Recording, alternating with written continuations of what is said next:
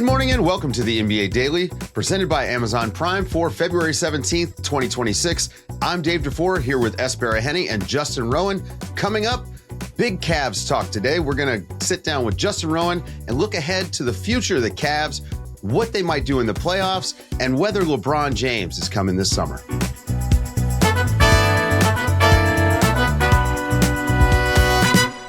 Good morning, everybody. What's up, Es? What's up, Justin Rowan? Welcome to the show. Justin Rowan, one of the hosts of the Chase Down podcast.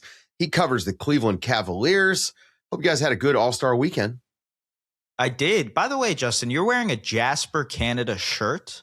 I'm wearing a Jasper shirt. Like, this is basically, you know, the podcaster's uniform. Are you bribing me here with just a bunch of Canadian stuff on it? Yeah. And we got Sea Bears. We got Sea Bears underneath, man. So I'm doubling down. I'm pandering to you. I'm trying to make sure that this is a friendly reception here. And also to make sure that Dave feels threatened. That's a really important part of this equation. Yes, I'm very threatened by Canadians. You know, it's that maple leaf on your backpack to hide the fact that, you know, or to cover for the fact that you're not American. Right. That really scares me. Yeah. Okay.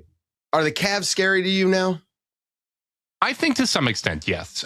So my biggest concern with the shakeups they did at the trade deadline is anytime you see a seismic shakeup like this, how often do those teams make the finals? Forget go out and win the NBA finals. So to some extent, I'm concerned about that, right? Like, I think this is going to be a team that's very, very good down the stretch. They have an incredibly easy schedule after the All-Star break. There's a couple weeks here where they're playing some other contenders in the Eastern Conference. They play OKC, but we'll see who's available for that. But after that, it's a very, very light schedule. So this is a soft landing for them. But when they get tested in the playoffs and you don't have kind of that chemistry and continuity like you had in the past, I'm curious about how that's going to shake out. But I do think the one aspect that is encouraging for me is I don't feel like it's a major shakeup from a style of play standpoint, right? Like, they're bringing in another brilliant pick and roll guard that's going to run a lot of the same kind of stuff that Darius would have ran. Keon Ellis basically replaces what they had last year in Isaac Okoro.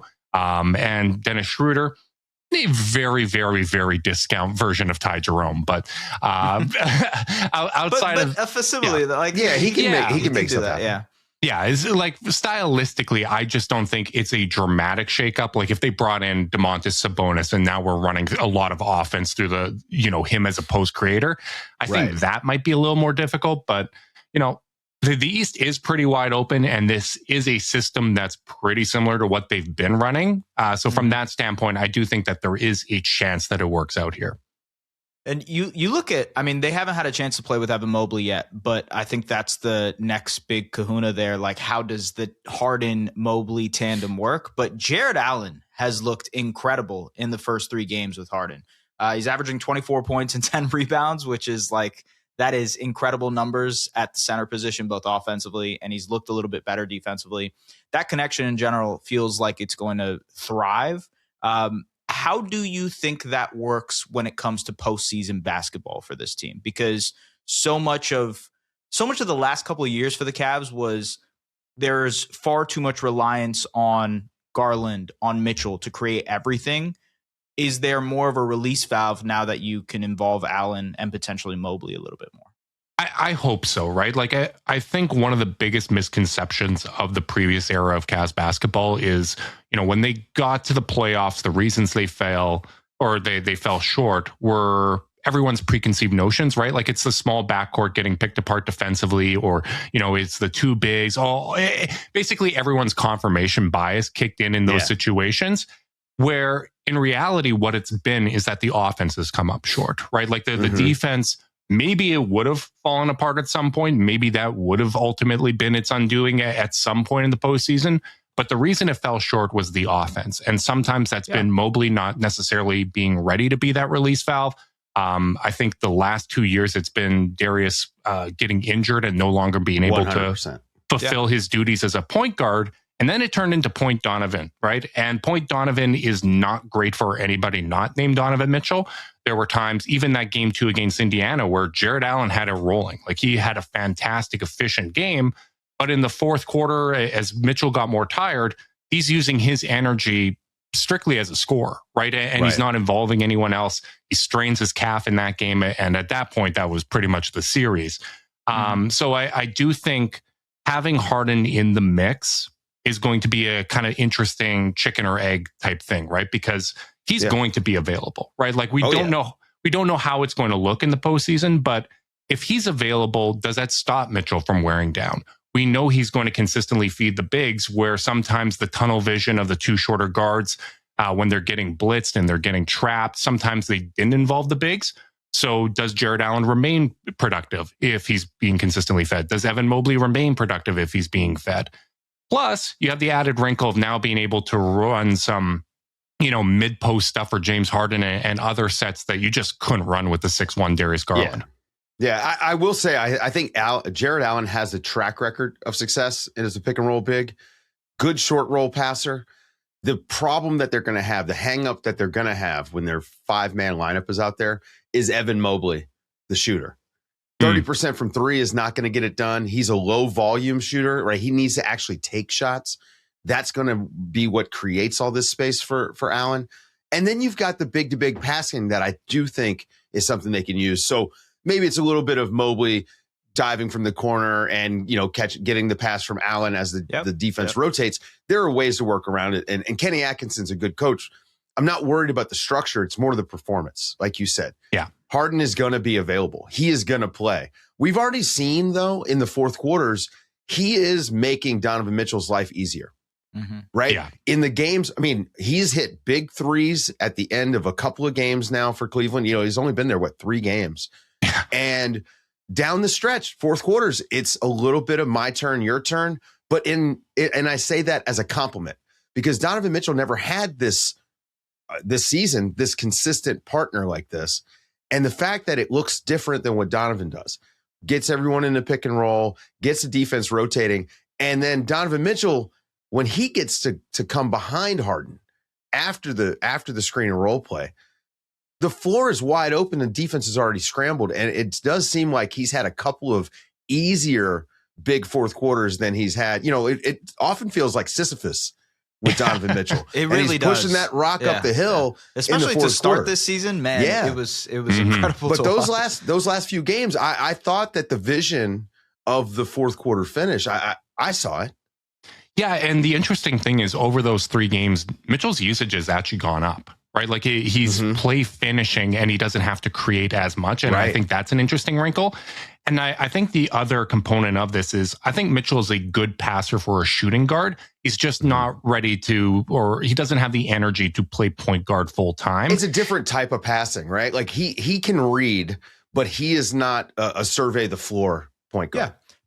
Tilted defenses. When the defense is in rotation, he can make a play. But if it's set, it's a lot harder. Yeah. Right. And that's why he had, 10 assists in that last game against Washington, which, you can't read too much into it. We barely even recapped it on the podcast. But, I think when the defense is in rotation, he's going to make the right decision. But if you think back to that Indiana series when he was running, basically the offense for the Cavs, what Indiana did was they said, we're not sending help. We are going to let him score at the rim. We're going to let him drive. We're going to let him, play one-on-one. We're not going to bring the help and give him that easy read as a playmaker. We're not going to let him do the kick out pass. We're not going to let him drop off to the big. If he's going to score in the paint, which he did a ton of, and they won the points in the paint battle, we'll live with that, but we're not giving him the easy reads. If Harden's initiating and Mitchell is getting the ball swung to him and he's attacking and destabilized defense, I think that is going to help kind of those connective passes be made in those situations. To your point about like Donovan's usage going up, and I think there's a lot of conversations about like James Harden in the playoffs, right? Can he get it done in the postseason, right? And I think that's a little bit of fool's gold conversation wise. Like there's more context that's required to his failures in the postseason than everybody would like to admit. But at the same time, they don't need the prime James Harden that the Clippers required, right? What James Harden had to do for the Clippers was create almost everything because they had no other creator other than Kawhi Leonard. And you look at the Sixers time that he had, it was Maxey still coming into his own, Joel getting hurt. Do you feel as if this situation around Harden is maybe the best way for him to shake off some of these playoff demons? I hope so. And, I think this is going to be the first time he's playing with a guard that's flat out better than him, right? Like I think, going back to Houston with Chris Paul was at a different stage of his career, totally, right? Yeah. Kyrie wasn't himself, when they were playing together in Brooklyn. So I do think that what you're hoping for, if this is going to work out, is that Donovan Mitchell is going to be that closer. And my co-host Carter made a really, really good point where Mitchell's kind of had these Superman games in the playoffs where he's just gone out and, taken a game from the opponent, right? Where he's had to take 40 shots and he'll get his 50 points or whatever the case may be. But so many of those have come earlier in the series where it's like, man, we're down 2-1. We really need to even out this series. So Mitchell, give it everything. This is your kitchen sink game. If James Harden can just get him to, hey, this is game 6 and we have the opportunity to close the team out. Now, Donovan, you go, be that closer, go out and win this game for us. Maybe that's a better formula. If he doesn't have to use up that game so early in the series, maybe he's got a little bit of legs later on in the series. So if Mitchell is the closer, I think that gives them a better chance of this working out. And I also think Harden's history of working with a variety of different bigs is a really important part of this because he's had the traditional pick and roll partner in Clint Capella, and Jared Allen fits that mold to a T. Zubac is a little bit different, right? Like he likes to get that deep post positioning and score in those situations. Joel Embiid is a completely different animal. So he's had success making a variety of different types of bigs, better. And I think that gives me some hope that he's going to be able to help Evan Mobley get back to where he was last season and then build upon that. We're going to take a quick break, and when we come back, we're going to look at some of the problems that Cleveland might run into the rest of the regular season and when we hit the playoffs. Okay, look, we like the Harden trade. We all agree that they got better. What are some of the issues that you could see this team having as we finish out the regular season and head into the playoffs?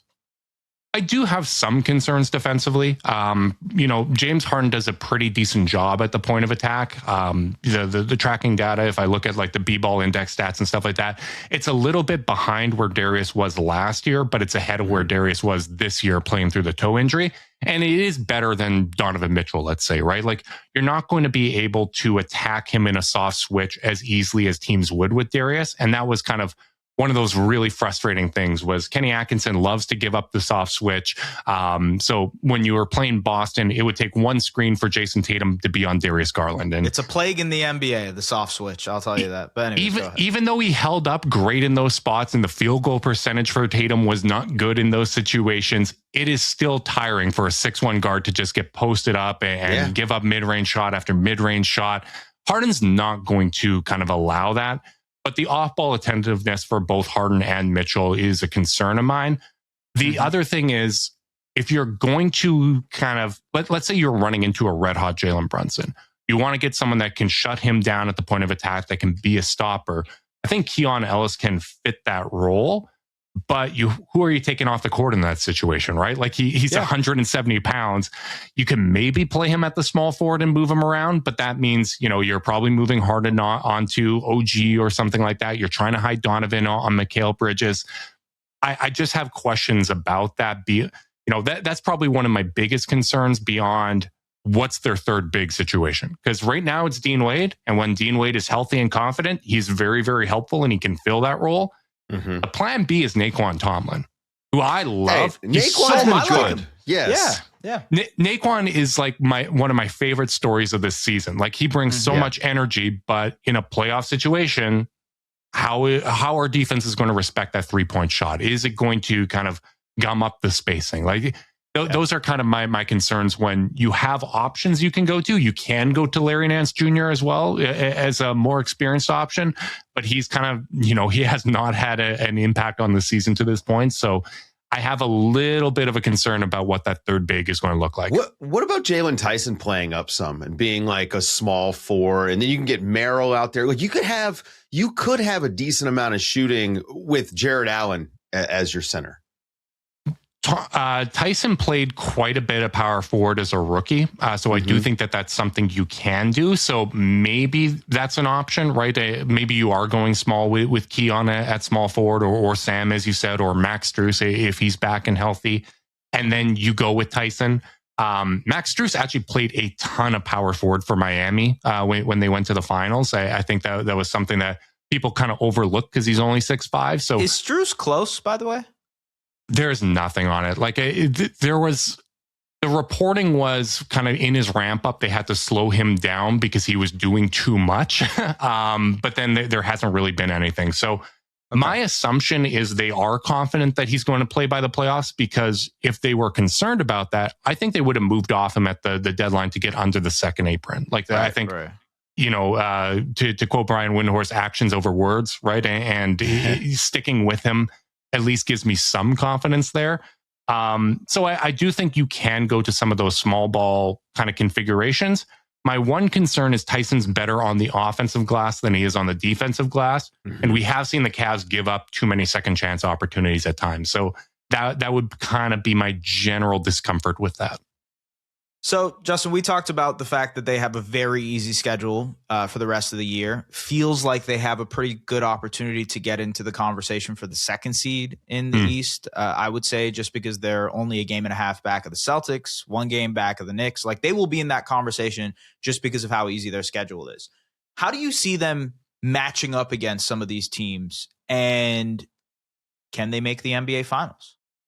I do think they can make the NBA Finals, right? Like, I felt that coming into the season. I thought, you know, if this team is healthy, the East is pretty open for them. You know, they swept the Knicks last year. They did not have issues with that matchup. Even the game at MSG where Donovan wasn't playing and Darius was playing through his turf toe situation, and he just completely took over that game. Like, that fourth quarter was incredible. Yeah. I remember that. Yeah. The pick and roll offense is just so difficult for the Knicks to kind of deal with. And now you have a maestro in James Harden that is like designed in a lab to expose the Knicks in the pick and roll. So I feel good about that. I have some concerns that maybe he's just going to get Cat into foul trouble and the Cavs are probably going to want to keep Cat on the floor. But I feel pretty good about that matchup. My biggest concern is health, though. Donovan has broken down in the playoffs over the last few years. Really, the only time he was fully healthy in the playoffs was going into the bubble after an extended period of time off. So that's a concern for me. But I do think, you know, if Boston gets Tatum back, and even if he's just like the best role player in the league, that's a really good team. And I don't think he's that disruptive of a presence. So I do think that, you know, they would be a big challenge. As much as I joke about the Knicks, they're a big challenge as well. Toronto can be physical. So I do think if the Cavs are healthy, they can be. But not worried about the Pistons at all. S, do you hear this? Yeah. Did not mention the Pistons. I mean, Justin, what's going on? I know that there's a rivalry, but is this like you don't believe in the Pistons? Central Division rivalry, you know, that's Here's great the thing, man. Well, there's a no, I know. team rivalry between the owners as well. Like, you just don't buy the Pistons at all? I think, you know, in the spirit of NBA fairness, we got hit as Cavs fans with prove it in the playoffs and all that sort of stuff for years. And we also got a lot of people telling us, well, you just can't win with JB as a playoff coach. And, you know, I do have a lot of concerns about the Pistons' lack of shooting. I think that's going to hurt them in the playoffs. Yeah. And the other thing is, like, the Cavs they just dropped a game to the Pistons, but before that, they're like 13-1 against this group. Like, even in games where neither of the guards played, like Evan Mobley and Jared Allen, as much as people talk about, hey, that, you know, it's a soft big man pairing and all that, they have routinely feasted against Jalen Duren and the Pistons inside. Like, they have had some of the best games of their careers and most efficient games. They get them into foul trouble all the time. So I just don't fear Detroit. This is sorry for going on a tangent here, but this is perfect. This is podcast. I hate the fears like conversation. Like, this team doesn't fear them. I haven't feared a team since like the Kevin Durant Warriors. Like, no one in the NBA is scared of anybody. So I don't know why that's used as a knock, but I don't worry about the Pistons from a matchup standpoint. Like, I feel like the Cavs have more depth. I think they have more experience than Detroit as well.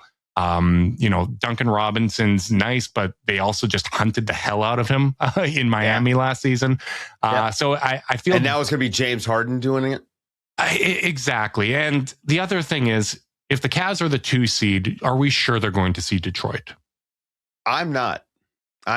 As much as I like this Detroit team, I think that the shooting is a huge problem for them, especially come playoff time. If they run into Boston, they run into the Knicks. Now, I do think that the Knicks have massive defensive problems, but Detroit might be a team that can't capitalize because they can't shoot. We saw that last year. It's going to be, look, the East has become more interesting as this season's gone on. You know, I was just about to say that. Yeah. We've been hammering the East for years. It's down. It's down. It's just different than the West. It doesn't necessarily have the stars.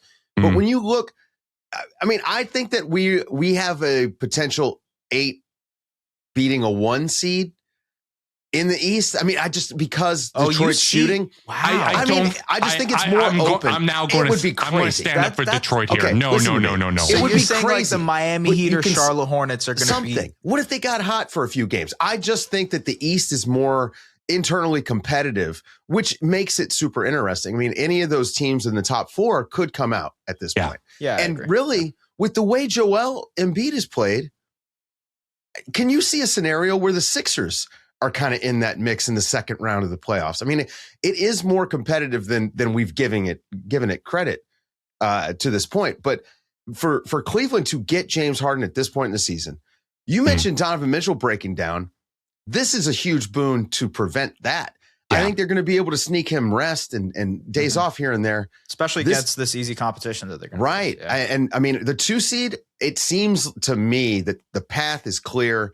Cleveland should be the 2 seed by the time we get to the playoffs. Yeah, and they also have extended periods of time where they're at home. They get rest down the stretch. Like they played a lot of games to start the season. And I think one of the sneaky things about last year was basically from the start of February till like mid-April, the Cavs never played 2 games in the same city. Like even when they were at home, it was for a day, right? Like it was basically a 26-game road trip at the end of the season. And Donovan started breaking down at that point. Like Kenny Atkinson talked about how his plan going into the season was, I'm going to manage their minutes and then ramp up before the playoffs. But everyone was wearing down because they didn't have any opportunity for rest. There was no, 2 games in a row in Cleveland where they can at least sleep in their own beds. It was just constant travel for them. So that's not the case this year. And you have, just this proven usage sponge in James Harden. So I think they're better suited, to get into the playoffs and be on the right foot. Naturally, you accelerate your timeline, though, with James Harden on the roster. You got 10 years older at the guard spot between Harden and Darius Garland, and Garland is now part of the LA Clippers. He obviously hasn't played for them yet because he's dealing with an injury. But I guess how do you look at the Garland era in Cleveland and what you might expect for him moving forward with the Clippers? I think a lot of Cavs fans are going to just always root for Darius Garland. I think this is the guy that turned things around in Cleveland. He played with so much joy, and joy was the identity of this team, right? Like when they were playing at their best, they just played really fun, energetic basketball, and he always had the smile on his face. I think people forget, like the year before Donovan came to Cleveland, the Cavs were the 3 seed at the All-Star break, right? Like they were playing really, really good basketball. After the break, Mobley missed 2 weeks. Jared Allen basically broke his hand and missed after the All-Star stretch on. Lauri Markkanen missed time. Karis LeVert missed time. Like it just, every single injury hit at the wrong time, and they still won 44 games. Like that's more regular season wins than Trae Young has ever had in his career, right? Like, and that was with Garland as that top guy. So I think Darius was a huge part of their identity. Last season, their offense was historically good. It was even better when Darius was on the court on his own, right? Like he was the most impactful offensive player for them. And I was talking to Carter about this when we're kind of eulogizing the Garland era, but it's just kind of hard to think that game 2 in Miami, where both of us were in attendance and he lands on a fan court side and, ruptures his big toe on his right foot, that really was the ending of the window for that group, right? As constructed. And, the Clippers now, they've shut him down, not for the toe that he recently hurt, but the surgically repaired one. The other one, yeah. He was playing through a lot of pain, and even though he was playing great the last 10 or so games in Cleveland, he said, yeah, I'm about at 75%, but I'm finding ways to play through it, right? Like he was toughing it out, and I appreciate the hell out of that. And the stats basically, like if you look at the season, it's a limited season, but he was as productive as De'Aaron Fox on like the same or better efficiency. So I think this is just a situation where it's going to take a year or two for Garland to fully recover from this toe surgery. Obviously, it's tough because from a team building standpoint, as you mentioned, you're getting older and you're probably not getting any return on investment for Harden outside of what he brings on the court. Right. Like, and I think that was some unease as a fan because, you know, you always like, even though they were a contender, you had this off ramp in your mind. You're like, you can go back to Garland and Mobley here, you can right? Pivot. Right. You can pivot. You can, you know, Garland, Mobley, and whatever return you get for Donovan Mitchell, you can feel good about that. But I think this is the Cavs, you know, basically saying to the fan base, we're going to do everything we can to try to win a championship in this window. And we have confidence in our ability to find talent to do an eventual pivot at some point. I do think that the emergence of Jalen Tyson has been a big part of that too, right? Like they drafted him at 20. He probably goes top 5 in a redraft. And they found guys that are undrafted, right? Like Sam Merrill was picked 60. He was in the G League. They turned him into an NBA player. Naquan Tomlin, undrafted. Dean Wade, undrafted. Like Craig Porter can hoop. I wish he got more run, to be honest with you. Tyrese Proctor. Tyrese Proctor is like my under the radar guy for like a Jalen Tyson leap next season. I just love the way that guy plays basketball. So the minutes with him and Mitchell have been a lot of fun, you know, before Harden got there. He's got so much poise as a big guard. And, you know, maybe he is that third guard of the future. So I do think that, you know, you kind of have to have, even though it's uncomfortable and now it doesn't feel like we have that off ramp. And as, you know, fans, you always want to have your cake and eat it too. Yeah. I think you have to have some confidence in the front office in their ability to acquire guys, right? Whether it's trades, whether it's through the draft, whether it's undrafted players, whether it's whether it's getting older, legend in free agency this summer, whether it's that as well, right? Like they managed as a second apron team to pivot and make their team better at the trade deadline, and this CBA is basically designed to not allow you to do that. Right? Yeah. They saved $100 million. Just a crazy amount of money. They got themselves right close to that second apron, so it's easier to get under this offseason. If they need to free up the mid-level exception for, you know, a star player or a supplemental role player, they can do so. So, you let's not beat around the bush here. We're talking about LeBron Justin, James. I want you to answer this question, and I need you to tell me the truth. Are the Cleveland Cavaliers going to sign LeBron James this summer? I think there's a decent chance here. I think the writing is kind of on the wall in LA. And if they're able to offer mid-level exception, like there's just the storyline aspect. Like I think the storyline aspect and the marketing and the PR of coming back to Cleveland the first time was a big part of it, right? Like, I don't think he liked wearing the villain hat in Miami and all that. Like there was, it was not only a PR win, it was also the best basketball situation, right? Like they had Kyrie Irving and they had the ability to go out and get Kevin Love, or I believe LaMarcus Aldridge was plan B at that time. Like they had the assets to build a contender. This is going to be basically the same situation where, hey, if you're willing to take that discount, because I don't think any team is willing to offer the max, what better situation is there, right? Like you can slot in between. Also, where else would he even want to go? You know, like that's the other aspect. Like, I don't see him envisioning going to play like with the. He's not going back to the Heat. No, I mean, maybe if there was an expansion team, but right, exactly. I don't think so. I think it's Cleveland or bust. Anthony Davis isn't in Dallas. Otherwise, I could have maybe seen, you know, Kyrie, Clay, LeBron, and AD type of thing. Yeah. Like I don't think that's happening. So I think there's a decent chance that it happens. And I'm curious if like how well or how poorly the Cavs do in the playoffs this year determines that narrative, right? Because if they don't win this year, if they fall short of their goals, then there's this, I can come and be the piece that puts them over the top next year, which is perfect for the LeBron James narrative, you know? And if they somehow win a title, does that mean he's not going to come, right? Like, right, because he doesn't want to be a front runner. Yeah, right. which was really kind of funny. That's once again, that is purely narrative type stuff. You know, it's tough to figure out what he's going to do, but I do think that there's a decent chance of it. Well, I'm looking forward to watching the Cavs in the second half. I mean, they are one of the more intriguing teams because they got James Harden. And they turned their title contention hallway into a window. So they better win is the real thing for this team, because I don't think they'll be able to stick around if they don't. Justin Rowan, guys, go and check him out. The Chase Down podcast. They cover the Cavs. It's one of the more fun just basketball podcasts that's out there, because it's two guys having a good time talking about their Jasper. team. That's right. For Justin Rowan and Es Baraheni, I'm Dave DuFour, and this has been the NBA Daily. Thanks for hanging out with us.